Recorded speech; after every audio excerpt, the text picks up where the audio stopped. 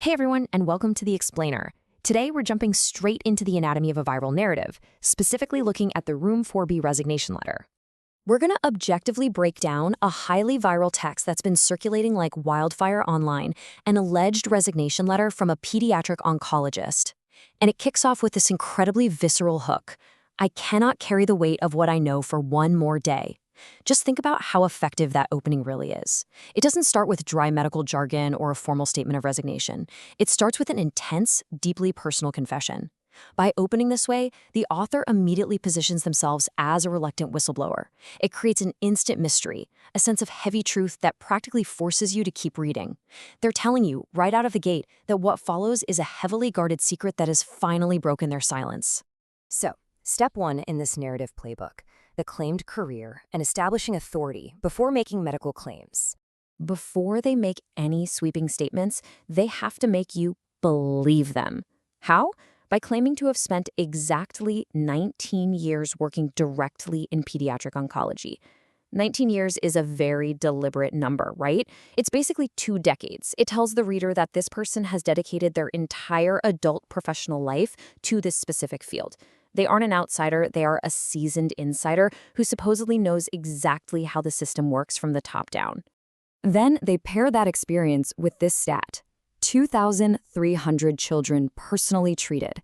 Notice the precision here. It's not thousands of kids, it is exactly 2,300. In viral narratives, precise numbers are almost always used to simulate verified data and unquestionable authority. It sets the stage so that when they make their eventual claims about a cure, those claims seem backed by massive, real-world clinical observation. But here's where the real emotional weight drops. The author claims to have watched 814 of those patients die. We move rapidly from a claim of professional authority to a claim of profound personal tragedy. The author is establishing a deep sense of empathy here, and incredibly high stakes. By anchoring their 19 years of experience with that specific, devastating number, 814 deaths, they ensure the reader is now completely emotionally invested. This isn't just about abstract medicine anymore. We're talking about life, death, and an immense emotional toll. Okay, so the narrative then shifts from personal history to a strict timeline of conspiratorial claims, pivoting entirely on a specific event in 2014. The author claims they were invited to a closed-door presentation at a medical conference in Geneva. Geneva, of course, is a city we all associate with global organizations and high-level international meetings, which instantly adds this air of geopolitical secrecy. The timeline suggests a hidden history, data collected from 2009 to 2014, presented in secret, leading to a decade of silence that the author is only just now breaking. The text claims this closed-door presentation focused on a highly specific, unapproved, frequency-based therapy. Just listen to the title they provide: Non-Invasive Electromagnetic Approaches to Pediatric Tumor Regression. I mean, it sounds incredibly technical and academic, doesn't it? Well, that's entirely on purpose. This is a classic technique in medical conspiracy narratives, using complex, clinical-sounding terminology to give extraordinary claims a shiny veneer of rigorous scientific validity.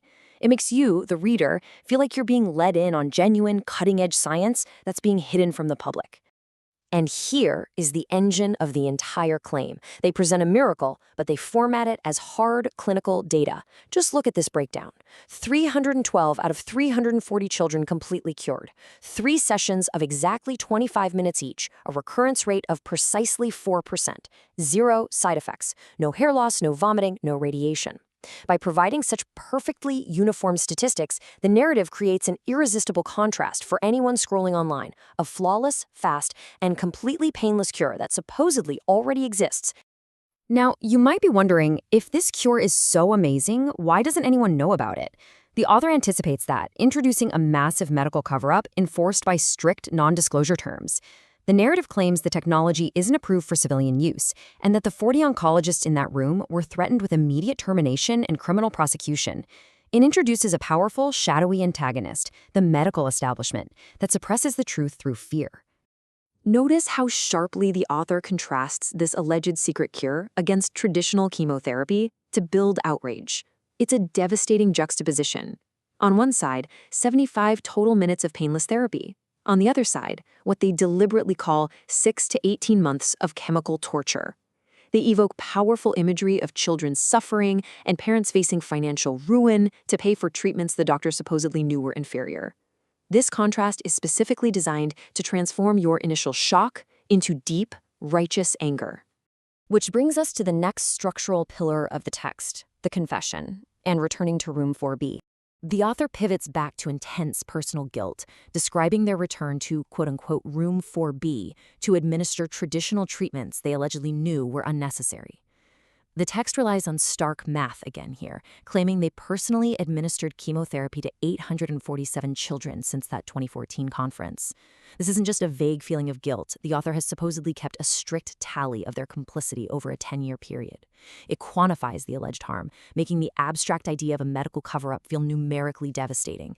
And the devastating conclusion to that math? Claiming to have watched 214 of those specific children die under their care while staying silent.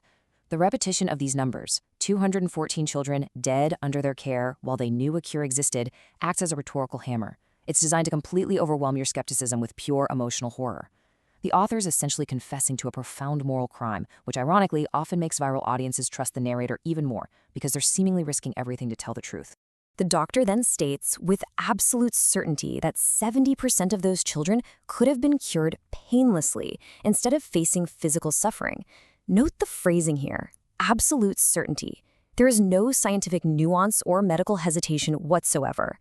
By stating that 70% of these tragic deaths were entirely preventable, the author maximizes the tragedy and perfectly sets the stage for the final explosive accusation. This leads to the ultimate thesis of the viral letter, the real emotional climax, where the author blames a system that equates ethics with blind obedience. They apologize for being a coward by stating, obedience killed your children. My obedience killed your children. The text taps into a much broader societal skepticism about institutional power. It frames rejecting the medical establishment not just as a choice, but as the ultimate moral imperative. And finally, we reach the true purpose of the post, the ultimatum and call to action, directing readers to a Telegram link for MedBed's technology news. After all that intense emotional buildup, the narrative reveals its structural goal, demanding you share the post, weaponizing the empathy it just generated to ensure it goes viral, and funneling outraged traffic directly into a specific Telegram channel. When we objectively look at the anatomy of this text, we see an absolute masterclass in emotional manipulation, designed to build highly specific online audiences. But it leaves us with a deeper question to wrap up this explainer. What does the virality of a letter like this reveal about our current state of public trust? Why are we so captivated by the idea of hidden, miraculous truths? Thanks for joining me today, and definitely keep a sharp eye out the next time a story like this crosses your feed.